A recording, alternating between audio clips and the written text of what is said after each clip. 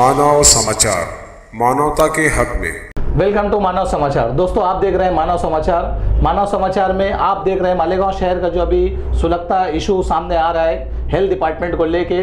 काफ़ी नाकामियां सामने आई कोरोना में, और फिलहाल मालेगांव शहर में हेल्थ डिपार्टमेंट ने अभी हॉस्पिटल रजिस्ट्रेशन के लिए हॉस्पिटल की जांच जारी कर दी है, और सभी हॉस्पिटल वाले घबराए हुए हैं कि हमें अब क्या करना है और किस तरीके से हमें रजिस्ट्रेशन करना चाहिए। ये सब मुद्दे को लेके आज हमारे बीच मौजूद है मुश्ताक अहमद कमालुद्दीन साहब, जो एडिटर है म्यार ज़िंदगी के, जो एडिटर है महाज मालेगांव न्यूज़ के, और महाज यूट्यूब चैनल भी इनकी निगरानी में चलाया जाता है मालेगांव शहर में। आज हमारे बीच मौजूद है मुश्ताक अहमद कमालुद्दीन साहब। मुश्ताक साहब, आपका स्वागत है मानव समाचार में। मानव समाचार में मुश्ताक साहब से हम ये जानना चाहेंगे कि ये एक सहाफ़ी की हैसियत से मालेगांव में काम कर रहे हैं। अगर मालेगांव शहर का हर सहाफ़ी कलम का इस्तेमाल करते हुए अगर आवाम के सामने ये मसाइल को लाता है तो मालेगांव शहर जल्द ही डेवलपमेंट की तरफ आगे बढ़ेगा, ना कि सियासी लोगों से। तो आइए अब हम मुश्ताक भाई से जानना चाहेंगे। मुश्ताक भाई, हमने सुना था 2019 में 24 अक्टूबर को आपकी वालदा का इंतकाल हुआ था, तो इंतकाल की क्या वजह रही? इंतकाल की ये वजह रही कि ठीक ढंग से इलाज नहीं किया गया, और बीएमएस डॉक्टर और जो ऐसे गैर तजुर्बेकार डॉक्टर के ज़रिए से गलत तशखीस की गई, गलत ट्रीटमेंट दिया गया, जिसकी वजह से उनका ठीक ढंग से इलाज नहीं हुआ। आपने इसके खिलाफ कोई एक्शन या कार्रवाई की है? जी बिल्कुल, मैंने कार्रवाई की।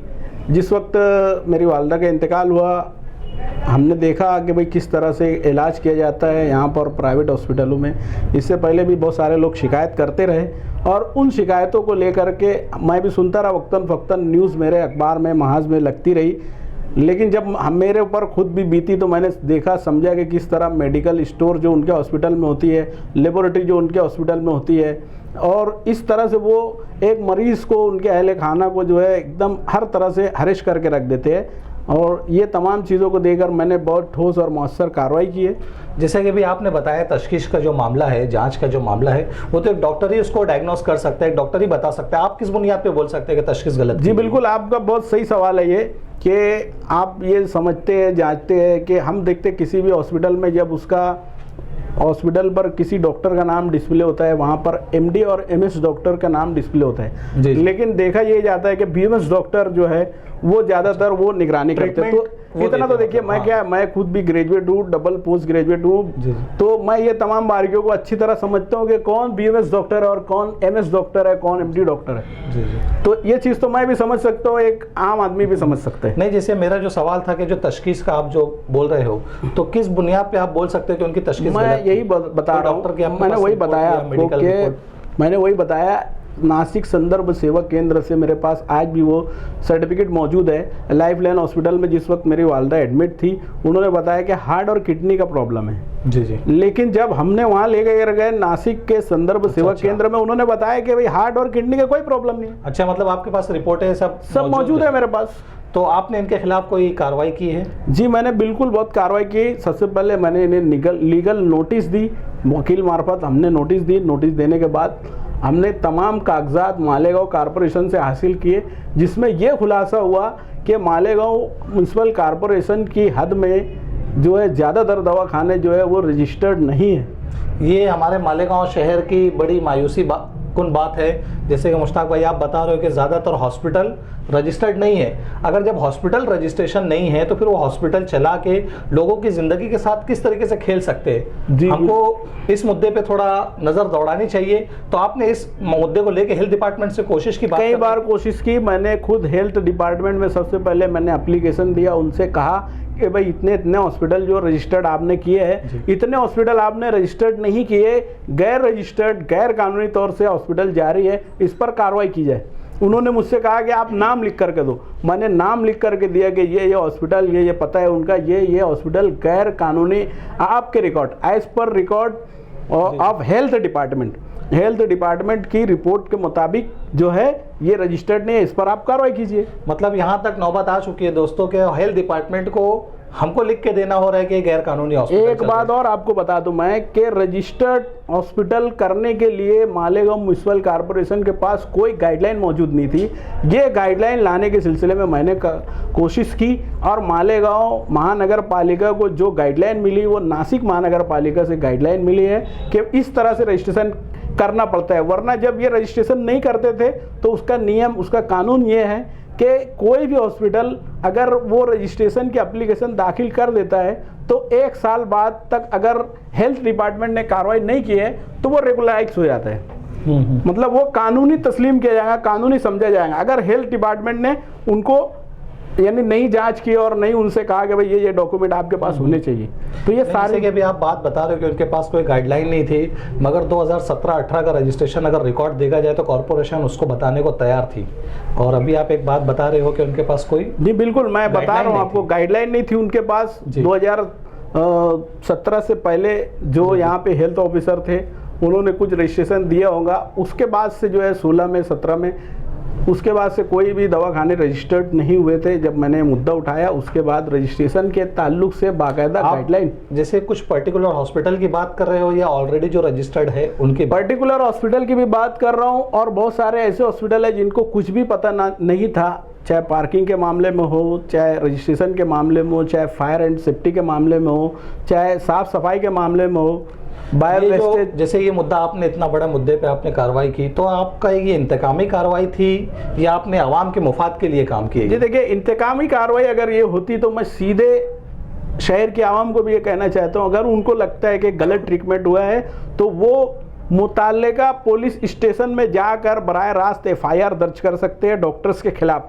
ये एक्ट, ये कानून मौजूद है। अगर मुझे किसी डॉक्टर से या किसी हॉस्पिटल से दुश्मनी निकालनी होती, मैं सीधा जाके उसके खिलाफ FIR रजिस्टर्ड करता और FIR हो जाने के बाद उसके ऊपर बाकायदा MD डॉक्टर्स और MS डॉक्टर्स की टीम बैठाई जाती जो इस बात की जांच करती कि किस तरह ये काम हुआ है, मतलब इलाज का जो सिलसिला है इसमें गलत फहमियाँ या गलत ट्रीटमेंट किया गया, ये तमाम चीज़ें जो है उसमें होती। लेकिन मेरा मकसद किसी से भी दुश्मनी निकालना। अभी आपने इतना बड़ा सफ़र तय किया, गालिबन 1 साल का वक्त तो निकल चुका है। 1 साल में आपने ये सब हॉस्पिटल के बारे में मालूमात ली, हेल्थ डिपार्टमेंट से रुजू हुए, नासिक डिस्ट्रिक्ट कॉर्पोरेशन से आप रुजू हुए, गाइडलाइन आपके सामने आई है, तो एक हॉस्पिटल किस तरीके से होना चाहिए आप थोड़ा हमारे व्यूअर्स को बताइए। एक हॉस्पिटल के बारे में सही कहा आपने, ये जो सवाल है आपका, सबसे पहले मैं, जैसा कि मैंने बताया, मैं डॉक्टर्स के खिलाफ नहीं हूँ, मैं इस पेशे के खिलाफ हूँ। बहुत अच्छा पेशा है ये। हमारे यहाँ पे डॉक्टर सईद अहमद फारानी साहब है जी, जिनका हॉस्पिटल में आप जाएंगे वहाँ पर आपको पार्किंग की तमाम तर सहूलियात मिल जाएंगी।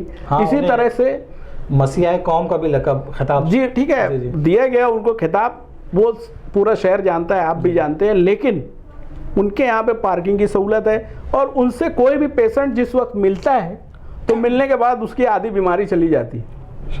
तो ये जो है, मतलब ये कैसा है कि बहुत सारे मामलात में जो है फारानी साहब जो है उनका काम है सीजर करना, लेकिन बहुत सारे जिसमें सीजर नहीं करना होता वो लोग भी इनसे रब्ता करते हैं। फारानी साहब जो है उनसे बाकायदा उनका ट्रीटमेंट करते हैं, उनको तसल्ली देते हैं और उनसे मिलने के बाद वो बहुत अच्छी महसूस करता है पेशेंट। तो इस तरह से क्यों नहीं होता हमारे यहाँ पर, ये मेरा सवाल है।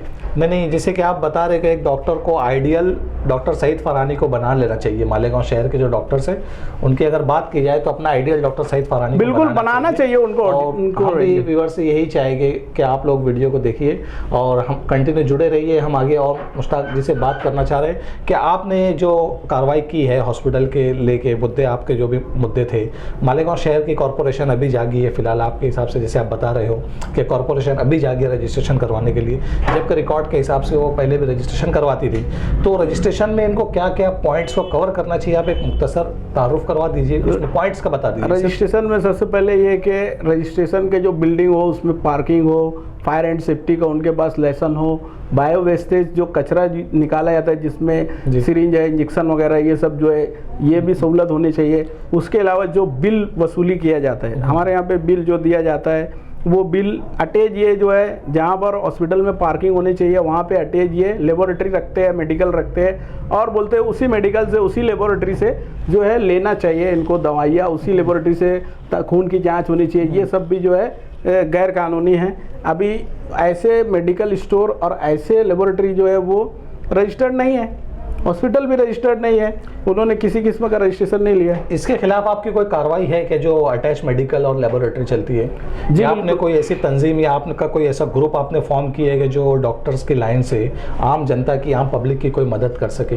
जी, आम पब्लिक की मदद के लिए सारी एक्टिविटी जारी है। मैं ये चाहता हूँ कि मालेगांव म्यूनसिपल कॉर्पोरेशन, जिसकी ये जिम्मेदारी थी कि वो शहरियों को मुफ्त में इलाज प्रोवाइड करे, वो बिल्कुल हर मामले में जिस तरह नाकाम है, चाहे वो साफ़ सफाई का हो या सड़कों के साथ ताल्लुक़ से हो, उसी तरह हेल्थ के मामले में भी मुकम्मल नाकाम हो गया है। अभी कल की बात बता रहा हूँ मैं, एक पेशेंट जो है रात में 2 बजे अली अकबर हॉस्पिटल में सीज़र के लिए गया।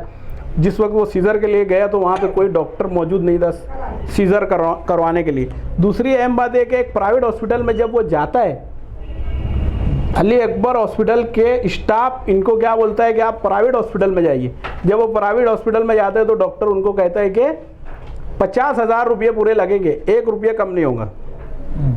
तो अगर आपके पास 50,000 रुपये है तो वो टेबल पे रखिए, तो मैं आपके पेशेंट को हाथ लगाऊंगा। तो इस तरह की जो है यानी सहूलियात नहीं दी जा रही। नहीं, इसके खिलाफ मतलब ये जो चीज़ें हो रही है, इसके खिलाफ आपका कोई ग्रुप या आपका कुछ एक्टिविटी? जी, मेरा ग्रुप है, मैंने बनाया मेडिकल एंड हॉस्पिटल माफिया मुखालिफ ग्रुप बनाया है। इसमें बहुत सारे मेम्बरान हैं, लेकिन मैंने 5 लोगों को इसमें लिया है, जो एक डॉक्टर है, टीचर है, इंजीनियर है, वकील है, और इस तरह से 5 लोग जो है उस कमेटी में है। उनके नाम भी जाहिर किए जाएंगे। लेकिन अभी जो बातें आई है और जो कानूनी मामलात हुए, उसके बाद हमने महसूस किया है कि अब हमको जो है एक लीगल पैनल बनाने की ज़रूरत है।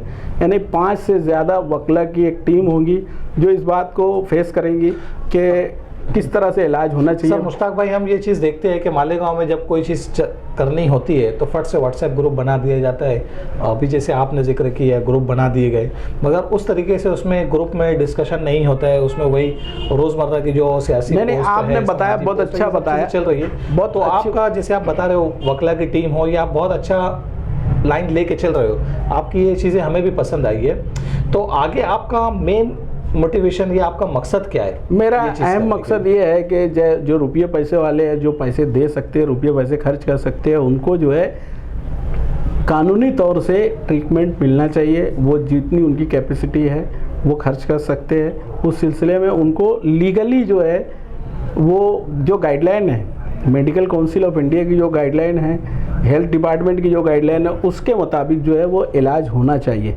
और उनसे बिल लिए जा रहे हैं तो उसकी रसीद दी जानी चाहिए उनको। अगर किसी से भी आप मुझसे 100 रुपये का मुतालबा करते हैं तो कानूनी तौर से उस वक्त वो तस्लीम किए जाएंगे जब मैं आपको रसीद दूँ, आप मुझे रसीद दें। पैसे लिए जा रहे हैं, अगर ये पैसे जो लिए जा रहे हैं इसकी रसीद नहीं दी जा रही है तो ये जो है गैर कानूनी आता, ब्लैक मनी हो जाता है। आगे हमारी वही स्टेप है कि हम जो इस मामले को इनकम टैक्स डिपार्टमेंट के पास भी लेके जाएंगे, और हमारी ये कोशिश होगी कि मालेगांव शहर के हेल्थ डिपार्टमेंट ने जो है इस जानिब भी तवज्जो देनी चाहिए। इनकम टैक्स डिपार्टमेंट ने भी देखना चाहिए कि भाई ये किस तरह से ये मामला चल रहा है। जैसे कि मुश्ताक भाई हमें बता रहे थे कि हमारे मालेगांव शहर की जो जनता है, आवाम है, उसको उजागर हो जाना चाहिए। हर हॉस्पिटल से, हर मेडिकल से पक्का बिल वसूलना चाहिए। मुश्ताक भाई, जैसे अभी आपकी हमने काफ़ी लंबी गुफ्तगू सुनी, आपसे काफ़ी लंबा हमारा डिस्कशन हुआ, तो आपकी बातों से तो बस मुझे यही लगता है कि आप किसी एक डॉक्टर के खिलाफ हो। नहीं, ऐसा नहीं है, किसी एक डॉक्टर्स के खिलाफ नहीं। मेरी ये है, कोई डॉक्टर जो होते हैं एक्चुअल में वो मसीहा होते हैं। मैं फिर से बहुत इज्जत करता हूँ, बहुत कद्र करता हूँ, मैं दिल से मानता हूँ। मेरे साथ भी बहुत सारे मेरे फ्रेंड डॉक्टर हैं, मेरे साथ में पढ़े। लेकिन मैं ये बताना चाह रहा हूँ आपके ज़रिए से आवाम को, पब्लिक को, कि जो MBBS डॉक्टर के खिलाफ मैं नहीं हूँ। जी जी। डॉक्टर सईद अहमद फारानी सर जैसे लोगों के खिलाफ मैं नहीं हूँ। मैं उनके खिलाफ हूँ जो ज़मीन धंधे में है। मैं उनके खिलाफ हूँ जो ऑटो कंसल्ट के लोग हैं, उन्होंने हॉस्पिटल डाल लिया है। मैं उनके खिलाफ हूँ जिन्होंने 50 लाख रुपए मेडिकल स्टोर से लिए हैं और वो पैसे जो है आवाम से वसूल कर रहे हैं। मैं उनके खिलाफ हूँ। मैं किसी भी ऐसे BMS डॉक्टर का रजिस्ट्रेशन का तो मैंने बोला ही नहीं। मेरे लेटर पे अगर कार्रवाई हो रही है तो मैंने ये बोला ही नहीं कि किसी BMS डॉक्टर को रजिस्ट्रेशन की ज़रूरत है। उनको रजिस्ट्रेशन की ज़रूरत है नहीं है, ये कानून डिसाइड करेंगे। लेकिन मैं नहीं जानता कि भाई उनको रजिस्ट्रेशन दिया जाना चाहिए। लेकिन जो बड़े हॉस्पिटल चल रहे हैं उनको रजिस्ट्रेशन मिलना चाहिए। और हमारी जो तंजीम है ये गरीबों के लिए काम कर रही है। हमने कोशिश करके यहाँ पर ऑडिटर की जो नामजदगी अमल में लाई है। ऑडिटर का काम यह है कि ज़ायद बिल जो वसूल किए गए इसकी रिकवरी ऑडिटर तय करेगा कि भाई कितने रिकवरी करना चाहिए और वो पैसे वापस मरीज़ और उनके अहल खाना को मिलने चाहिए। इस सिलसिले में आवाम बाज़ाब्ता तौर पर राब्ता कायम करे हेल्थ ऑफिसर से, ऑडिटर से, और तहरीरी कंप्लेन बिलों के साथ कॉर्पोरेशन में दाखिल करें। शुक्रिया मुश्ताक जी। जैसे कि अभी आपने बताया कि आपके लेटर पे कार्रवाई, हम आपको ये बताना यहाँ ज़रूरी समझेंगे कि कार्रवाई लेटर के बुनियाद पे नहीं की जा रही है। कॉरपोरेशन हर साल रजिस्ट्रेशन की कार्रवाई को अपने लेवल से करता है।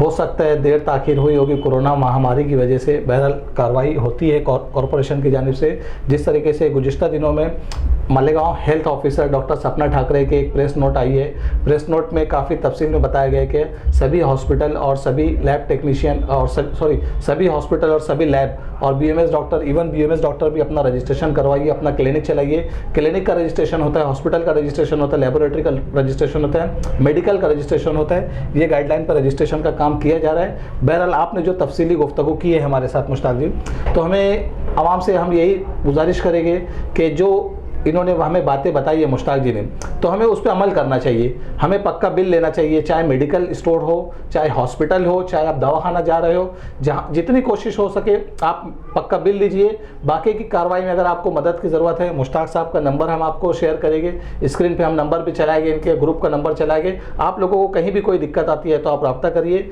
हम भी इनके साथ, इनकी एक्टिविटी से जुड़े हैं, मानव समाचार भी इनके साथ शाना बशाना इस एक्टिविटी में खड़ा रहेगा। शुक्रिया मुश्ताक जी आपका। बहुत शुक्रिया। मैं अमजद यूसुफ, कैमरामैन समीर के साथ, शुक्रिया।